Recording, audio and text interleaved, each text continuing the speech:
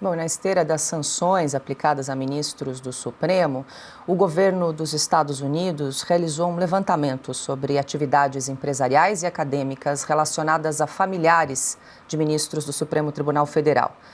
A apuração abrange escritórios de advocacia de parentes, participações societárias e institutos de ensino e pesquisa com vínculos diretos ou indiretos com magistrados. Fontes ouvidas pela CNN Brasil informam que o objetivo é identificar canais de movimentação financeira associados aos ministros. Diante das sanções da Lei Magnitsky, a medida visa impedir atalhos para recebimento de dinheiro por meio de empresas ou entidades privadas. Atualmente, apenas o ministro Alexandre de Moraes foi incluído na lista. Adalberto Piotto, muito boa noite. Seja bem-vindo, Piotto. Nós já falamos aqui que autoridades dos Estados Unidos estudam, por exemplo, a inclusão da Viviane Barsi de Moraes, que é a mulher do ministro Alexandre de Moraes, na lista de sancionados pela Lei Magnitsky, talvez numa versão um pouco mais branda, mas no sentido de tentar asfixiar financeiramente possíveis recebimentos de valores por parte do ministro Alexandre de Moraes, já que ela tem um escritório de advocacia. Muito boa noite. Boa noite, Paula. Augusto, querido. Boa noite, Ana. Silvio, a todos que nos acompanham. Vamos só voltar um ponto nessa história. Essas punições estão sendo aplicadas porque estes ministros do Supremo Tribunal Federal, e eles sabem disso, porque, de novo, eu vou dizer aqui, a nenhum deles é dado o benefício da ignorância, sabem que afrontaram a Constituição, que violaram a Constituição, e sim, violações graves aos direitos humanos aqui no Brasil. No caso do ministro Alexandre de Moraes, inclusive a pessoas que moravam nos Estados Unidos. Ele queria a tal da extraterritorialidade na aplicação do entendimento dele aqui, algo absolutamente inimaginável. A lei brasileira não alcança isso, não tem nenhuma chance disso acontecer. As punições vieram.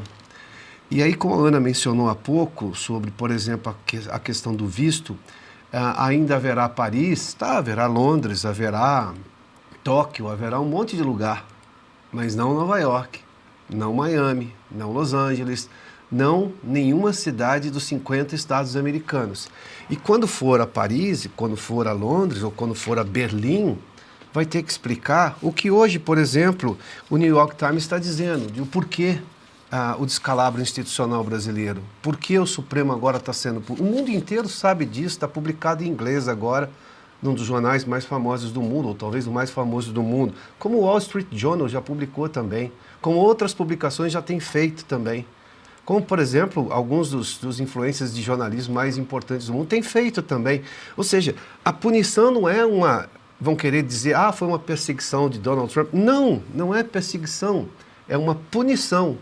Punição é bem diferente. Perseguição era o que a gente via aqui no Supremo contra brasileiros. Só pelo fato de pensarem de forma diferente ao governo de plantão, ao que pensa o Supremo. Isso é perseguição. Não tinha condenação, não tinha nada, não tinha crime algum, inclusive.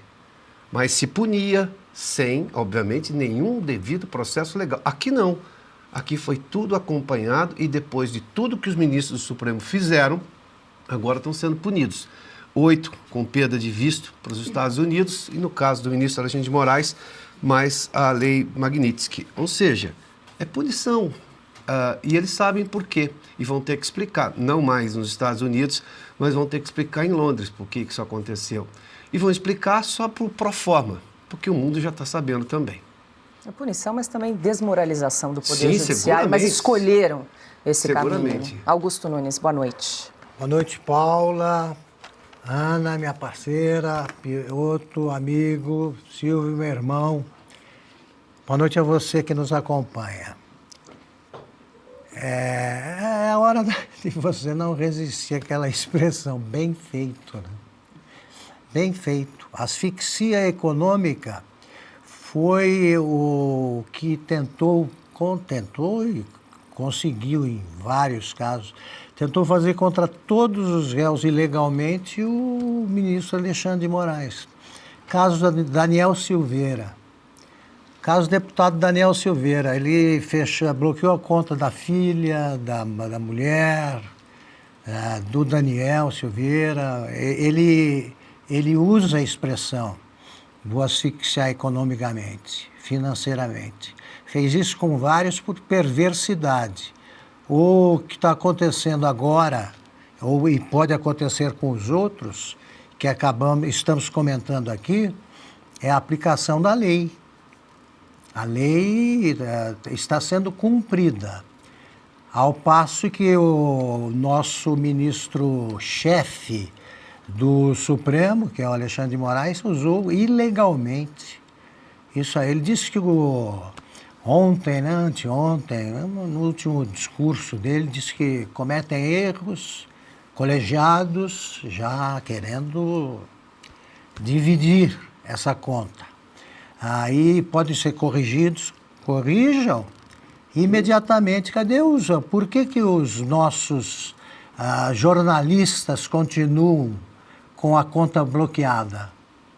Contas bloqueadas de jornalistas que já tiveram as redes sociais devolvidas.